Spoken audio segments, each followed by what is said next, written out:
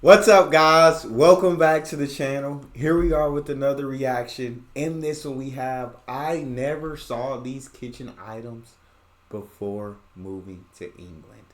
Definitely excited to dive right into this. However, before we do, if you guys happen to enjoy it, please don't forget to smash subscribe, give the video a thumbs up, and let's see what we got. What kitchen items are we going to be showing today? Hi everyone, it's me. What y'all got? My name is Alana and I'm a Canadian, but I have been living here in the UK for the last 8 years. I know. When I first moved to the UK, there was so many things that were surprising. Pants are trousers. Tea is actually good. Roundabouts, terrifying. Tea is actually good. But I didn't expect there to be so many differences in my own home, my own British home, but in particular, the kitchen. I feel like there's so many weird things in British kitchens. So without further ado, let's go. Scales. We have a couple. When I first moved to the UK, I used to complain. Yes, I know. If you've been with me since then, God bless you. I used to complain that kitchen scales were annoying because in North America, we use cups. And that's all I've ever known. So when I came here and all of the recipes used scales, used weight measurements, it was really frustrating and annoying because it's just not what I had ever done or even thought about doing. But 8 years later, I can say, yes, I was wrong. Scales are so much more efficient, effective, superior. They're better. And I can accept that. I can accept and admit that I was wrong. I do still have some cups, measuring cups. My friend actually bought these for me as like a little reminder of home, but I so infrequently use them because really everything is better with scales. It's funny how in North America, everything is cups. Everything is measuring cups. 2 cups, a quarter cup. Tablespoons, teaspoons, a quarter teaspoon. Like, that's just how it is. Facts. It's what your grandma did. It's what your mom did. It's now what you do. It's like generational trauma, but for measuring stuff. But scales are better. I will say that. Scales are better. Any Americans watching, all 5 of you, hi, how's it going? Do you know what these are? Bacon pans? Scales are... I've never used scales, but there are scales here in the U.S. and there are people who use scales to measure out their food, especially when they're what do you call it, meal prepping, especially when they're meal prepping. I would think that scales are better because when you use cups and everything, you know, people scoop differently. People don't know it's even out a perfect cup. You scoop. So I feel like scales would be easier to actually work with and would be more efficient. So I'll probably agree with her on that thus far. Might not agree on everything, but so far you got me. I think the scales would be a little bit better. I think those are bacon pans, right? Like, they're a little bit dirty, so go ahead and just ignore that. These are Yorkshire pudding trays. And before I moved here, I did not know what this was.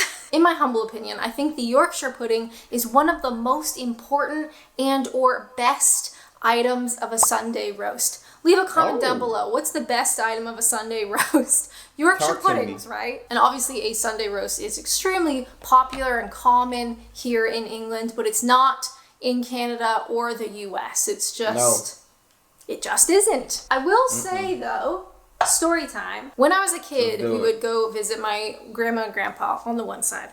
And grandma would cook us a meal. It was always super good. And it typically was some sort of like roast beef, mashed potatoes, veg, gravy, and Yorkshire puddings. And that was the only place I had ever had Yorkshire puddings. It was at grandma's house and she would make them. It's not something that I would see on a menu, like at a restaurant, or we didn't have Sunday roast. This was like a special meal that grandma would make. And it wasn't until I moved here and I was exposed to the Sunday roast, and I realized that my grandma was making us a Sunday roast. It would have been something that her mom from the UK would have taught her, and then she was giving to us, and I had no idea. But I had never actually seen her make the Yorkshires before. I'd never seen these tins until I moved here. So I bought my own tins for a YouTube video. Most of the stuff I buy are for YouTube videos. If you watch that one, God, that was probably 3.5 years ago. It was in the old flat in the old kitchen. I made my very own Yorkshire puddings for the first time. I love them. It's now part of our tradition. So every Christmas, my partner is a really good cook, so he does like kind of everything else, and my responsibility are the Yorkshire puddings. I just love them. I just love them. Have I told you that I love them? Hello, welcome to this side of the kitchen. This. I would like to talk about... I knew that would come at some point or another. We knew the electric kettle was going to be a part of the video because, yes, they exist. You can get them here in the U.S., but nobody has them. Everybody warms their water up different ways. But the electric kettle, yes. It comes up every video when comparing U.S. and U.K. appliances. So electric kettle knew that was coming. Yorkshire pudding pans. No, we don't have those. I've never had a Yorkshire pudding, but the way that hers looked in that video actually looked really freaking good. And I saw in the gravy on top of it in a different clip on that video, and it looked so good. Like, Yorkshire pudding come my way.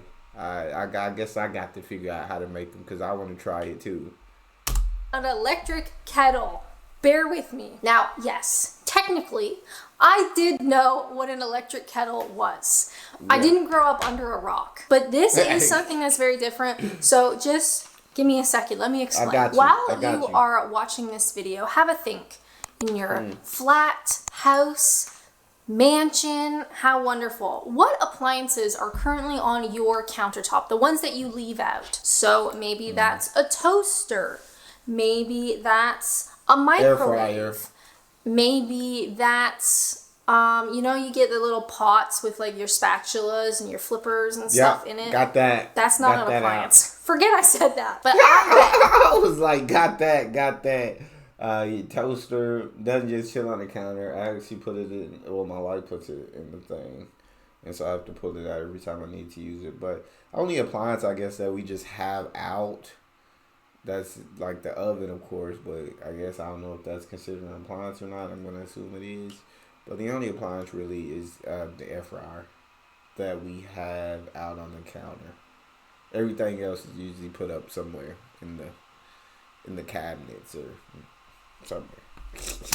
99% of you have an electric kettle on your counter and you use it pretty often. I'm going to go out on a limb and say pretty often. That was not my reality growing up in Canada. My mom had a really scary old kettle that we stored in the basement because we would only use it maybe once a year if you wanted to make like Jello.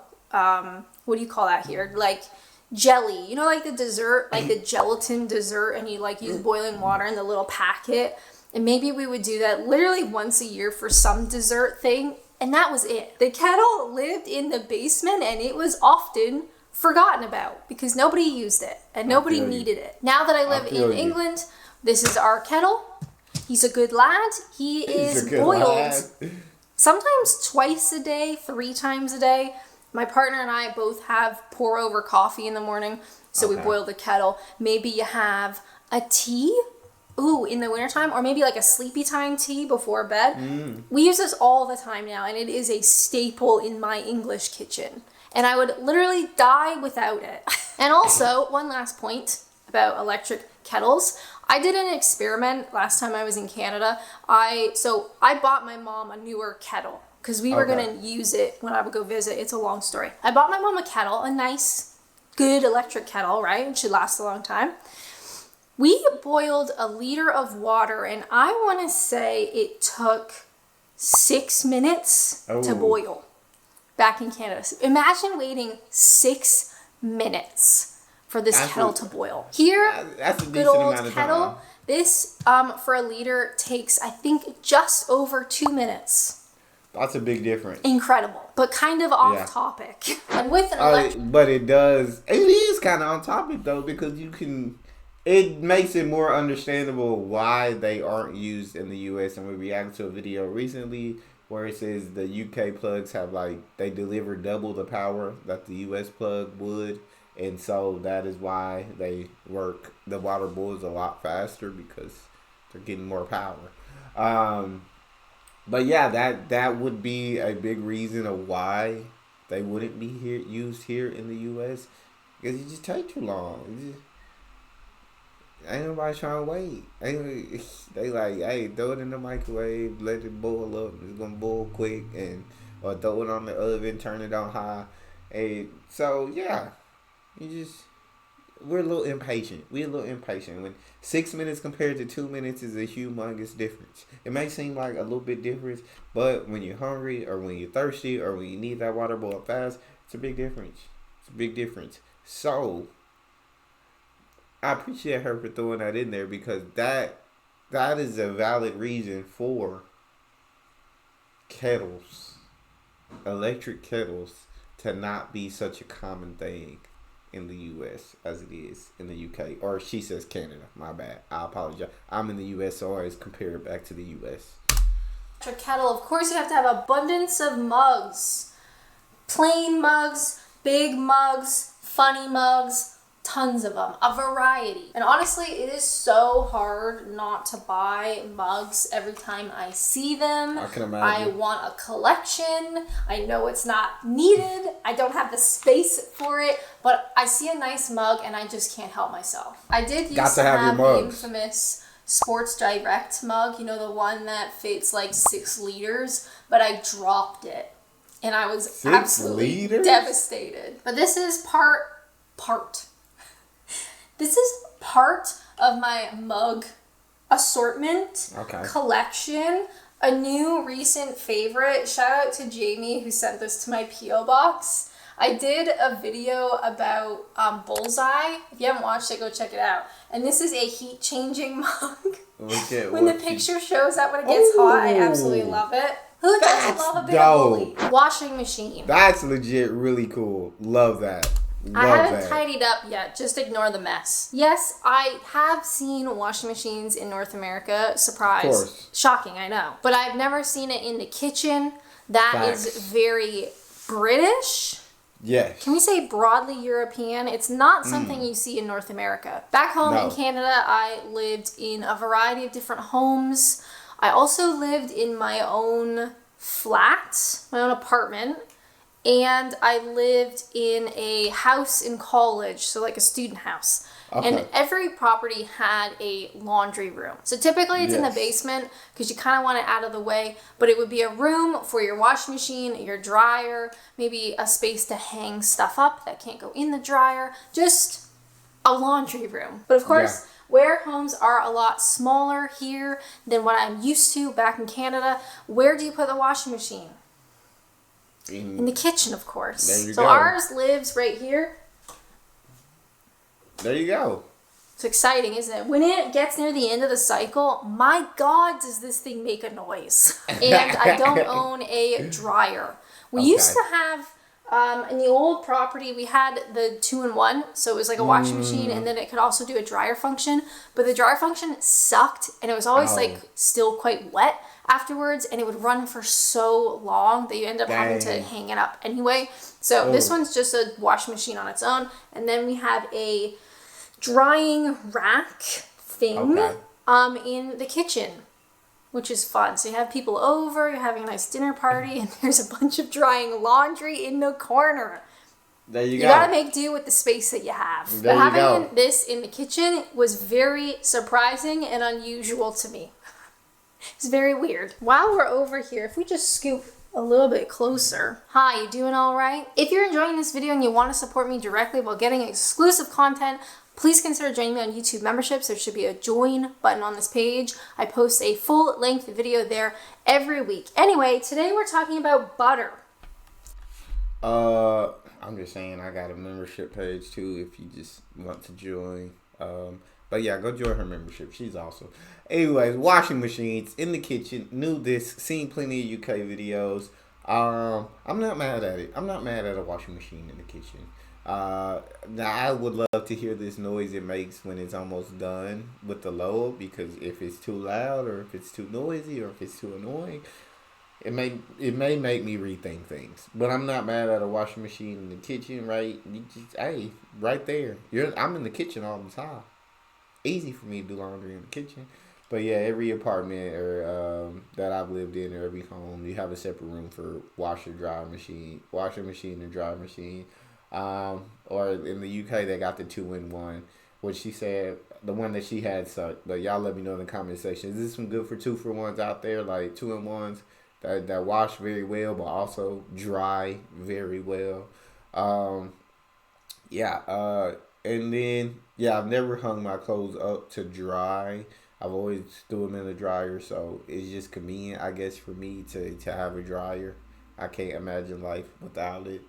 But that's my North American mentality peeking through. And now, with my son being here, we do like so many loads a day because nobody told me that a baby poops through the diaper and stains the clothes, or pees through the diaper and stains the clothes, and now clothes have to continuously be washed on a cycle. And he's going to run my electricity bill all the way up, and it's going to be crazy. But I love him to death. Anyways, back to the butter. Let's do it. Full length video there every week. Anyway, today we're talking about butter. Let me get this out of the way. Okay, so just pretend this doesn't exist. This is what I would like to talk about. A butter dish. I never had a butter dish growing up in Canada. Maybe you did. I don't know. Maybe it was just us. We were very much a margarine family. And I do have some Flora Light, I want to say, in the fridge. You know, time and a place, right? But there is something about having actual butter, cooking with actual butter. Absolutely incredible. But I was getting so tired of these and like sticky, and it just sticks out and yuck. So I bought a butter dish. There you go. Because I am a thriving young woman. Anyway, that's all I wanted to say about that. I never had a butter dish until I moved to England. Is that something? I hope so. Welcome to the... My grandma had a butter dish growing up. I've never had a butter dish, no, me personally. But yeah, I've seen butter dish. My grandma used to have a butter dish. And yeah, cooking with butter, I mean, it makes food taste a lot better. A lot better. It's amazing. Fridge. Amazing. We just got a food order and everything is haphazardly shoved in. Yeah. 2 points for the fridge, to be fair. There. Number one, I've never had a fridge this size. So this bit is the fridge and this little bit is the freezer. Even in college, I had an American fridge. In my own apartment in Canada, I had an American fridge. I've never had a fridge this small or a freezer this small, which is tough because sometimes you just want to have, some things frozen for when you need them. Do you know what I mean? You need options. Essentially the purpose of having a freezer. But this is our fridge. It is small and it is overfilled, but that's fine. I'm going to eat loads today, so don't you worry. How about, this? As a little treat, we got some pork sausage rolls. M&S do the best ones. If I'm going to have a sausage roll, which is honestly not often, I want to have a nice one. Do you know what I mean? I want to really enjoy my sausage roll experience. Yeah. So we get them from M&S on the odd occasion. This is not something that I eat back home. Not something we would ever have. I don't think I ever had a sausage roll in Canada until I moved here. So that is something to include in this video. With that, close this. Welcome to our messy spice drawer. You can't see it. Coleman's mustard. This is something you don't see in North America. I imagine you could get it at like a specialty British shop, perhaps, or have it like imported. It's not something that I'd ever seen or tasted or experienced until I moved here. But let me tell you, together, divine. This is actually another Christmas tradition. Every morning, Christmas Day, We have some sausage rolls, usually the little small ones, you know, like the half. Okay. They're like half the size of this. Throw some of those in our air fryer. Delicious. But you have them with a little bit of English mustard. Oh. Christmas is now complete. But every once in a while we have it as a treat and I love it. Where did I get this from? There's not a lot of strange food in our fridge today. Yeah. Oh. How about some mango chutney? Indian. Here's another thing. I never ate Indian food until I moved to England. Yeah. It was not something that was even offered in my hometown. Yeah. Same. I feel like I didn't know how big Indian food was in England until I reacted to Only Fools and Horses, which is one of the best TV shows I've ever gotten a chance to see. And Del Boy was always eating some Indian. He was always eating some Indian, and I absolutely love it. And then I react to Red Dwarf. And you got my boy Lister. If it wasn't Indian, he wasn't eating it. It seemed like at a point, everything needs to be some kind of curry. He could eat curry for days. But yes, Brits love Indian food. Like, I've gotten to try Indian food one time. I think I went to the wrong place. It wasn't good. But I don't think it was Indian food that's to blame. I think it was the place I went that was to blame. And so I need to go to a better place and try it again. But yeah, anyways, on the fridge space is a bit smaller, but I know, like, in North America, I would say we probably buy more things, like, in the bulk. And so that's why, like, our fridges have much more space, is because we get a lot. Where in the UK, I feel like you guys are, like, they're in walking distance to a grocery store every day. So you guys maybe go once every 1 or 2 days to get, like, fresh food and all that. Which is absolutely amazing. In the freezer, yeah, I need options in my freezer, right? I need to have options because I don't know. Right now, in the freezer, I got fish sticks, I got mini corn dogs, I got chicken nuggets, I got pizzas. I know I eat very unhealthy. You don't have to say that, but I got fajitas, I got ice cream, I got there's a lot of other stuff in there. But I can't remember everything that I had. Fries, tater tots, all that good stuff. So I need plenty of room to be able to have all of these things for whenever I need to throw something in the air fryer. Bam, bam. Thank you, ma'am. Then I like the spice pantry though. That was really cool. Nice. She's got an array of spices, which you got to have. Spices are very important. We didn't have an Indian restaurant. Wild, right? Basically, all the towns that I've lived in here, other than I lived in a really small village that didn't have anything, they all had Indian restaurants. So some mango chutney with some curry and papadums. It sounds really bad on my accent. Anyway, this has been in the fridge for like 1,000,000 years. Oh. How long does this last usually? That's the question for another day. What else is British? Oh, can you see this? Nando's. Nando's. I got the Nando's Peri-Naise lemon and black pepper peri mayo. It was a club card thing at Tesco, I'll be completely honest. And I never had it before. That. This is really nice. If we ever have like chicken tenders, like chicken goujons, and you dip it in this, it's lovely. And Nando's. I'd love to try that. Let's do one more thing. How beautiful is that can? After I'm done filming this YouTube video, which I hope you guys like, hope you're having a great time. Thanks for being here. Thanks for supporting me. You keep this channel alive, okay? So God bless you. After I'm done with this, and after I clean up the kitchen, because everything is out now, I'm actually filming a YouTube membership video taste testing all of the new Thatcher's cider flavors. So I got them in the fridge in preparation. The one that I'm most excited about, look at that, is the Thatcher's Blood Orange. I've been eyeing it for months. And I was waiting for this video, so I got a whole bunch of Thatcher's ciders to taste test. That video is going to be on YouTube memberships, in case that is your cup of tea, in case you like those kinds of videos. But I probably should wait until the afternoon. It's 10 o'clock in the morning, so maybe we'll wait. It's kind of wild what is so strange initially and over time becomes so unbelievably natural and second nature. I've lived in the UK for 8 years now. A washing machine in the kitchen no longer surprises me. It's just it's how it Yeah. is. It's life. And things like English mustard have become part of my yearly routine, my Christmas tradition. It's just kind of wild how life changes and how things that were weird are no longer weird. Do you know what I mean? I'm There you having go. a little bit of an existential crisis. Anyway, thank you guys so much for watching. I hope you're having a wonderful day and you have a wonderful rest of your day. If you want to watch more content, why not check out that bullseye video? One of my favorite shows, I'll be completely honest. But as always, thank you guys so much for watching, and until next time, bye! That was a dope video. Yeah, those are things that as an American not used to having in the kitchen, really. And you see more differences between the UK and here in the US.